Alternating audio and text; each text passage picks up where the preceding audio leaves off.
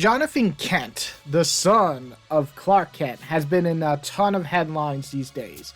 To have Superman of Earth come out as bi seems to be the focus on a lot of these stories, and while I love that idea, I really wanted to talk about the other reasons too that I love this character and what he has become. So like all my other videos on comics, I like to jump back in time and see how we got to this place where John is now the current Superman of Earth.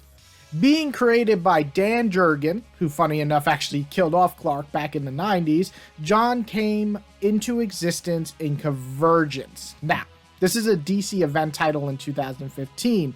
I was not a huge fan of this event, but some of the things that came from it, like John, are great. So soon after this event that happened, we have our first major title, basically. Superman, Lois and Clark. That's the name of the title. You can still go pick it up. Where Clark and Lois, from the pre-New 52, come into existence in the New 52. So this is right before Rebirth.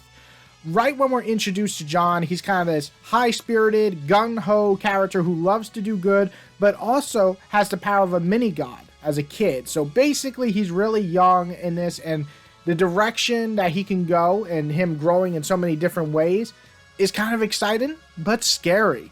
While the original 8 issues of this mini definitely helped the family dynamic for John and his family, the character really gets to shine in Superman, the main title by Peter Tomasi in the Rebirth era.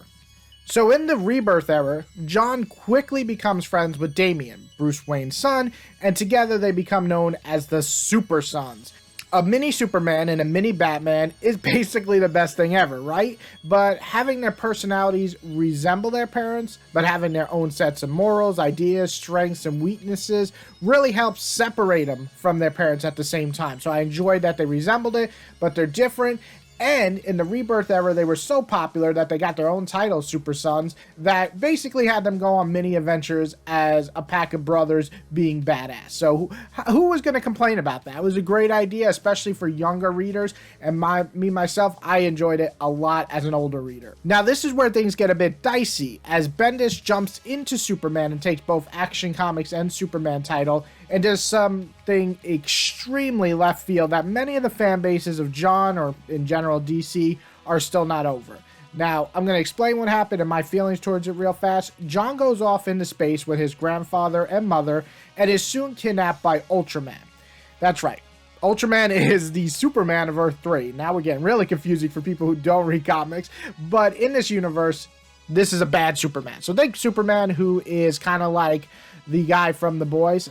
I'm losing my name here, but basically him. He's like a psycho. Well, in this universe, though, years pass. Well, in the regular universe, DC, maybe a couple of weeks. So when John comes back, he's much older, kind of like a young adult. There's no exact age given, but if I had to guess, somewhere between like 16 and 18 range. This left many fans mad. And while I would have enjoyed more years of watching him grow in the Super Sons, I have to be honest, I actually like the idea of John growing up. I also wish Damian would grow up maybe 2 or 3 years. I don't mind time skips. I'm okay with it.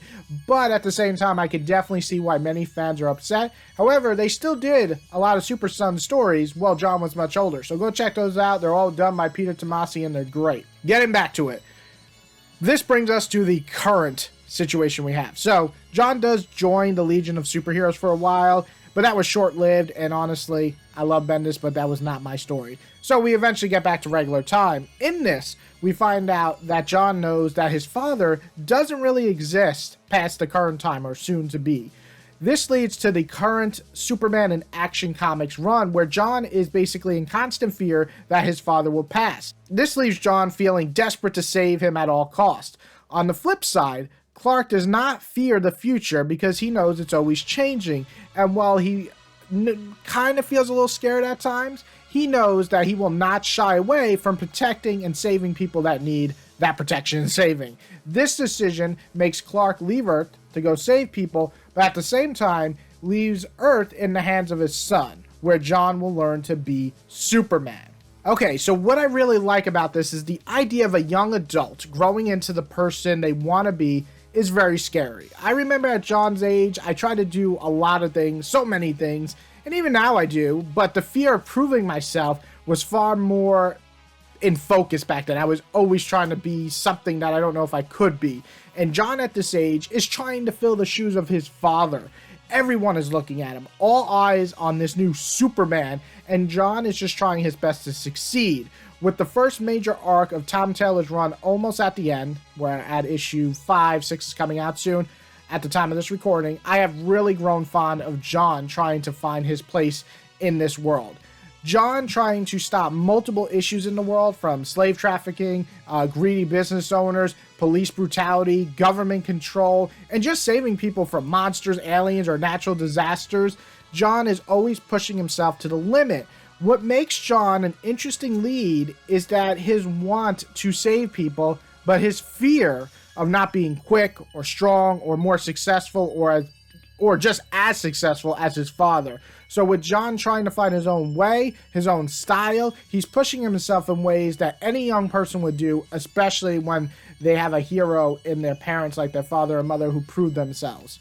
What I really like, though, is John is not as level-headed as Clark and Lois, and that's a good thing. Having a 17-year-old know everything, making every right choice, always being right, would make for a dud character. John is figuring out what he can do in every issue, trying to be there for his family, for his friends, and also trying to help as many people as he can. There's actually a whole issue where he's just going around saving so many people that he has literally pushed himself to the brink of exhaustion. And you never see that because Superman does it, but you don't see that unless it's like a big enemy coming in. And that's because John is a lot younger and he is trying so hard. I love that he has that spirit of Clark and Lois in him. Now, the move to make John come out as bi is a really interesting one. See, I love the idea of characters exploring their sexuality. I'm not going to get into my personal life much, but I like to see characters ever evolving and changing and questioning things like their sexuality, and being bi-curious, or in John's case, bisexual, is really neat to me because it helps me feel like I can express thoughts of similar nature, even being much older and newly exploring these feelings that I haven't felt prior in my sexuality. So I really like that fact that they don't just say, well, they always felt this way. No, sometimes these feelings come much later in life, at least in my view or opinion. And then I really like that they're exploring that, especially with young adults like John or Tim, who recently came out as bi as well. They're exploring things and they might feel that way towards the same sex or not. That's what's great about exploring. But besides that, what I really like about this relationship is it's cute.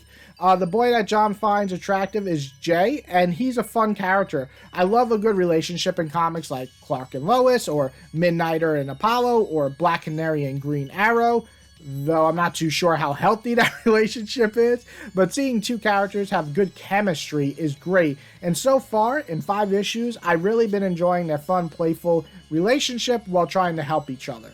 Now listen, John has only been a character for 6, soon to be 7 years. It takes years and years to fully explore characters, and I'm happy to report I think there's a bright future ahead for John. While I always loved Clark as Superman, and even can relate to him more than ever now, being a father, I'm more eager to watch John grow as the Guardian of Earth. I hope Tom Taylor continues to grow him in interesting ways, and any future writer who jumps on after, I hope they can continue that trend to make him interesting and fun. But for now, I'm just glad to think or say that I think John makes a great Superman. If you guys enjoyed this video, thank you so much. As always, I love to see comments, or if you want to just hit the like button, subscribe, all that good stuff. If you want to see an interview that I've done recently with Philip Kennedy Johnson, the current writer of Action Comics, check it out. I'll probably put it as a video that you can click on right here. But it was a ton of fun and got to really look and get an insight into how he views John and Clark's relationship, which is great as well. So it all relates back to this video. I hope you guys enjoyed and have a wonderful day. Go pick up some good-ass comics.